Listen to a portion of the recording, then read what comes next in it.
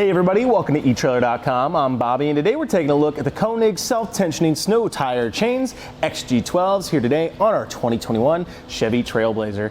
Now guys, this can be a great way of giving yourself a lot of traction control for your vehicle to make sure that you guys get to your destination safely or potentially get yourself out of a sticky situation. So this guy is going to be very, very easy to use. Konig's definitely one of my favorite guys to throw up on some chains or to throw some chains on because they are so easy to use. What's awesome about this, you guys are going to see in that installation, we don't have to get underneath our vehicle. We can actually stay to the outside here and make all of our connections from the front half of our wheel, which makes it really easy, especially if you do find yourself in that snow and ice. You're not having to crawl underneath around. You can see not a lot of clearance here too between the TrailBlazer and the ground. So any little bit we can go ahead and make it a little bit more convenient for ourselves is going to be very helpful of just making sure we have an easy time getting our chains on. Now we always suggest to try putting these on in your garage a couple times before you do find yourself out in those elements having to really rough it out, and that way you have a good understanding of your chains. But like I said, the installation of these guys is so simple. I think if you are watching this video for the first time on the side somewhere, you're gonna have an A-OK time getting them on there. So they're not going to be super aggressive. They're going to be mainly most of your standard chains here.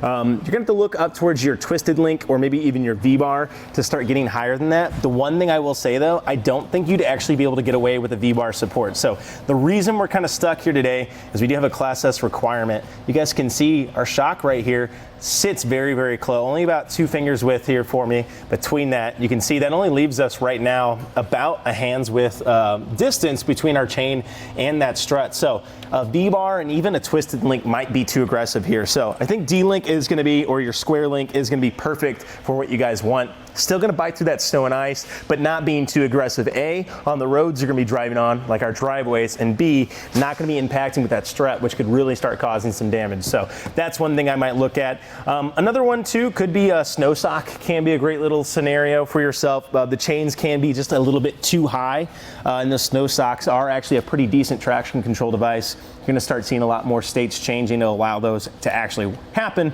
or be utilized, as they do work quite well. One thing you are getting here too is a diamond style, so you guys are seeing constant contact of this chain throughout the entirety of our chain. That kind of offers you some different advantages, different cons.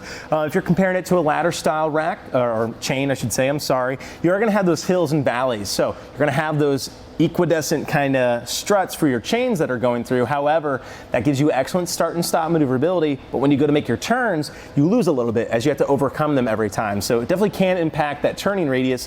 What's nice about the diamond chains, you're kind of getting the best of both worlds. Yes, you're getting that you know, that grip, that pull, that push that the chains are going to give you on your tire through that snow and ice, but you're not losing on that turning radius as you're having constant contact of your chains throughout the entirety of the wheel. So you're not going to feel those as much as you would compared to like a ladder style. We already kind of briefly mentioned the advantages of the D-link, and again, I think you are going to be limited just because of how much clearance we have in that wheel well and our strut.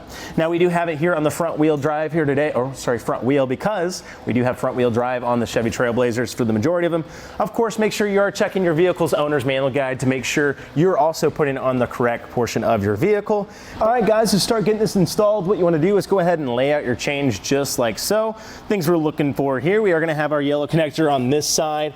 Simply what's going to be happening here, we are going to be throwing this underneath our wheel. You can see where this split comes. That's where it's going to be kind of seating around. But what we're looking for here, any kind of kinks, any kind of binds in our chain that's going to keep us from having a nice fit on here. Doesn't look like we're having any. The only thing that really happens with these guys a lot that I find into, they don't seem to get too garbled up here in the middle. Sometimes this little connector piece can kind of get through, put one of these chains. So that's usually your biggest kind of fix for these guys. Of course, here on the same side, we're just making sure we don't have any kinks or anything. And the other thing we're looking for is going to be having our soft contact here. So what I mean by that, this is going to be your smooth side. You can see this isn't fill over. On the other side here, you are seeing these hard points of contact where that kind of link kind of bends down. We don't want that scraping or puncturing our wheel, so we want that to be on the outside.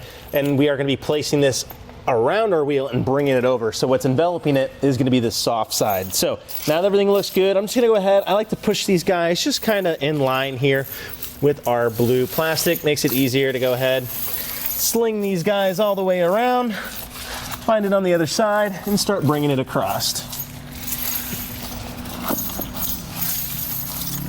Going ahead and seating these guys just a little bit here can be helpful. Big thing we're looking for, make sure this connector's out to the side here. That's going to be pretty helpful. This big guy right here can kind of get caught on the inside there. Can be a pain. Then we simply take both ends of our connectors, bringing them around to the back here, and making our first connection at the top. Might be a little hard to see for you guys. Let me go ahead and bring it out. There, that's what we're looking for right there, of course. And then we just want to seat our chain here properly for ourselves. Taking it across and getting it set appropriately on our wheel. So now that we're starting to look good here, I'm going to go ahead and take my first connection. Now we are a little loose here today, but I'm just going to start with the red just till we get in a good spot. And that's going to go ahead and allow me to actually seat my square links. Now we do want these guys to be right in the middle of our tread. That's going to allow us to get a good fit across the entirety here. Now that we're looking pretty good there, I can take my adjuster here, open up my latch by just using my thumb to get that out of the way, placing that inside there, and that's going to allow me to really crank this guy in place, which can be very nice. Going the other way too. And just really getting this adjusted is nice. You guys can see that gives us a really good fit already, and we're not even done with it all the way. So that becomes very, very easy to go ahead and get secured on there. It's one of the reasons I really like the Konig here. And then we just simply take our bungee cord, place that in place, and that's going to keep our adjustment for undoing itself. So like what I'm seeing just a little bit of play here and there. So what's going to happen too, as you drive this, it's going to adjust itself. You're going to see this shorten up a little bit. Now, one thing you could do, I might go to that second little channel right here before you tighten this down. That can be another way to cinch it in. But what I'm seeing is a pretty good fit here. I'm not getting a finger too much between here. You guys can see maybe a finger's worth here between this guy. Yep. So maybe we do go ahead and tighten it down just a little bit here to go ahead and take the rest of this slack out. All right, guys, so all we did, undid our bungee, undid our adjustment strap here, and went down to the second guy. You can see this little red guy's hanging out now, and that just gave me a little bit of a better fit here. Now, keep in mind that does bring you a little closer to your rims here. Now, we're still not having any contact, which is great. The only thing I might be worried about a little bit is this plastic spacer here, but even then, it is plastic, right? So we're not gonna be having metal on metal contact, which is great, and that did a good job of going ahead and taking out all that slack. And also, since this is self-adjusting, as we drive it, this is also going to go ahead and conform better to our wheel, so we do have a very nice fit here today. Well, as you guys saw, that installation didn't take too much time at all, which is definitely awesome for ourselves. Can definitely make it easy to go ahead and throw these guys on. Like I said, no matter where you're at, which is great. Always going to be better to put these guys on before you find yourself in a sticky situation though, so hopefully we've gone ahead and we're taking the appropriate steps to do so. One nice thing with it too, you are getting this little traveling case. Makes it really easy to go ahead and throw in here. Definitely a huge advantage if you start comparing it to a lot of the canvas bags people throw out on there. The plastic's gonna hold up, right? It does have outlets though for water, so keep in mind if you're trying to keep it from slushing in there on its back, it is gonna allow a little bit of water to get out, but it can be an excellent way of keeping all that sludge from really getting everywhere in your vehicle, and just becomes a nice way of carrying your chains. Now it does come with a pad and some gloves. Those gloves are just little plastic guys. I highly recommend getting something a little bit more substantial, but they are gonna be nicer for yourself to keep that smell off you. These guys are a manganese nickel alloy, so they're going to be holding up well to that corrosion, but that definitely can make it just a little bit of that chain smell getting on your hand can be annoying, so that's one thing to look out for. But you kind of get everything with the Konig. Like I said, they're definitely one of my favorite kind of pairs of chains to use on a variety of different vehicles, and they really speak for themselves, I think, of how well and easy they are to get on and how well they're going to work for you to get you to your destination.